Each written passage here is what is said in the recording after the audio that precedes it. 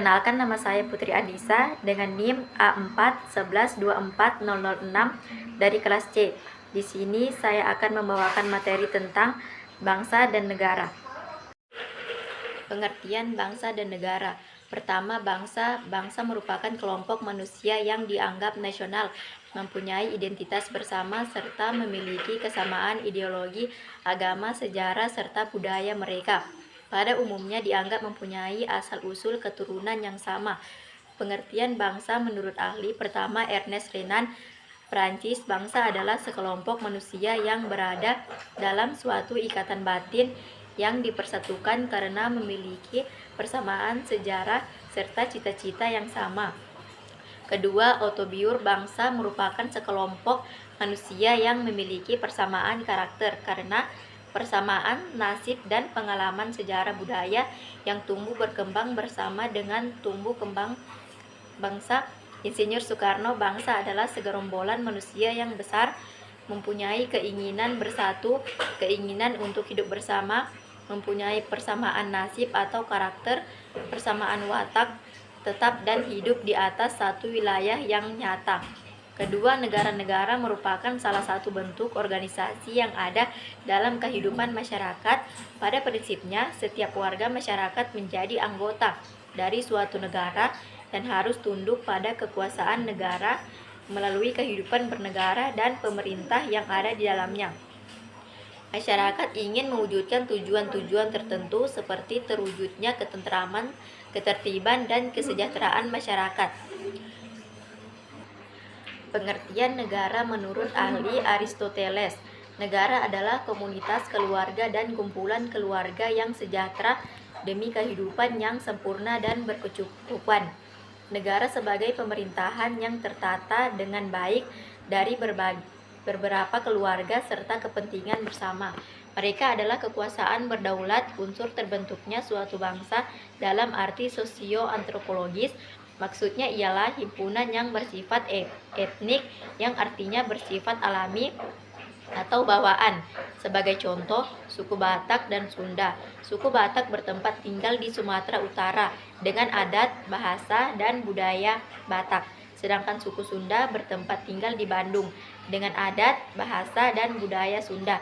Unsur terbentuknya suatu bangsa menurut arti politis yang bersifat etis, maksudnya adalah unsur-unsur ini dibuat dengan sengaja sesuai dengan kesepakatan umum. Oleh karena itu, unsur-unsur ini bersifat buatan. Unsur-unsur negara menurut Oppenheim, Laut, Cerpen. Unsur-unsur negara adalah unsur pembentuk negara, konstitusi, wilayah, daerah, rakyat, pemerintahan yang berdaulat. Kedua, unsur deklaratif, pengakuan oleh negara lain meski tidak wajib secara mutlak. Pengakuan ini penting agar negara tersebut bisa menjalin hubungan diplomatik dan diakui secara internasional. Fungsi negara, fungsi keamanan dan ketertiban, menjaga keamanan, ketertiban dan stabilitas sosial agar masyarakat bisa hidup tentram.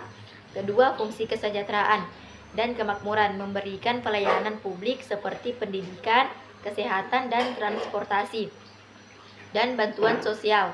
Ketiga, fungsi keadilan, menegakkan hukum dan memberikan keadilan bagi semua warga negara.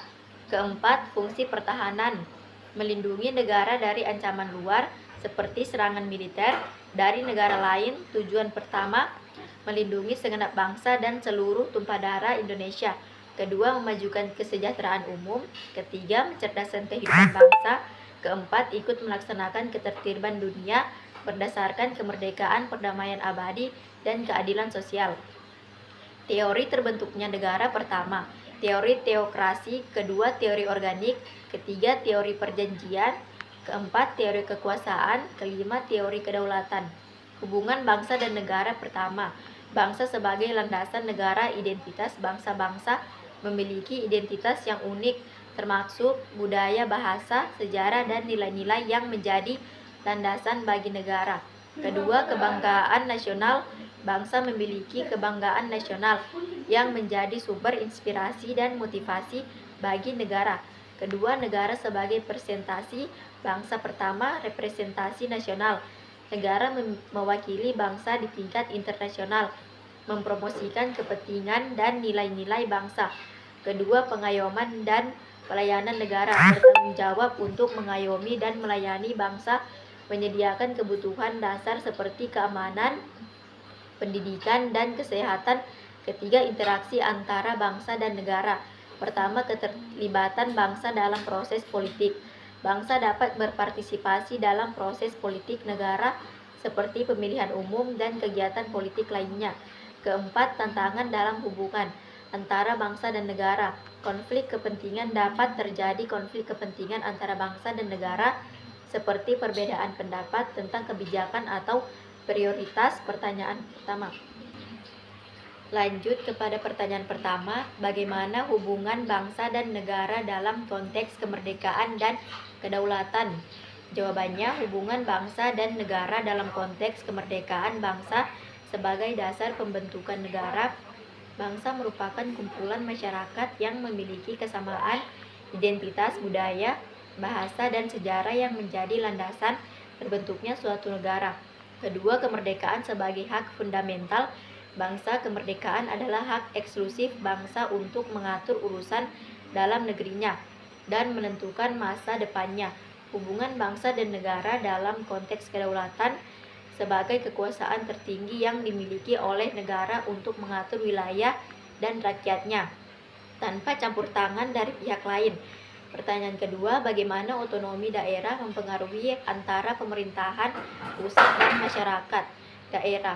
Jawaban, otonomi daerah berperan penting dalam hubungan antara pemerintahan pusat dan masyarakat daerah, di mana otonomi daerah diberikan wewenang oleh pemerintahan pusat untuk mengatur dan mengurus urusan pemerintahan sendiri sesuai dengan kondisi dan kebutuhan warga lokal. Pertanyaan ketiga, bagaimana cara menjaga keseimbangan antara kepentingan nasional dan hak-hak individu? Adalah tantangan utama dalam sistem pemerintahan yang demokratis dan berkeadilan. Jawabannya, konstitusi yang kuat. Konstitusi harus secara tegas menjamin hak-hak individu seperti kebebasan berpendapat, hak atau privasi, dan hak untuk mendapatkan keadilan. Kedua, sistem hukum yang independen, lembaga peradilan yang bebas dan tidak memihak sangat penting untuk menilai apakah suatu kebijakan negara melanggar hak individu atau tidak.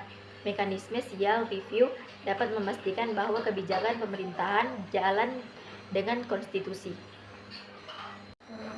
Sekian materi dari saya. Assalamualaikum warahmatullahi wabarakatuh.